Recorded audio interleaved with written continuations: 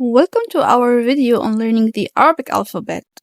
Today we will walk you through each letter along with its pronunciation so you can confidently master the basics of Arabic. Let's get started. ألف باء تاء ثاء جيم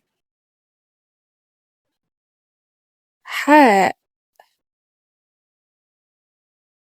خاء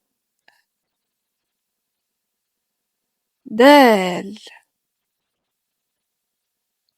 ذال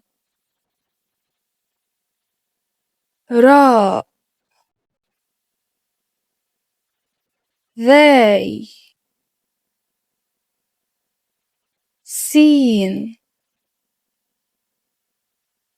شين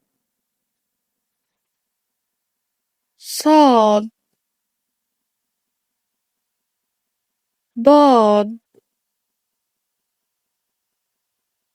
طاء ظاء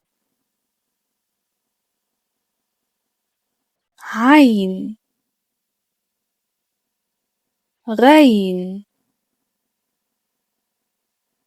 فاء قاف كاف لام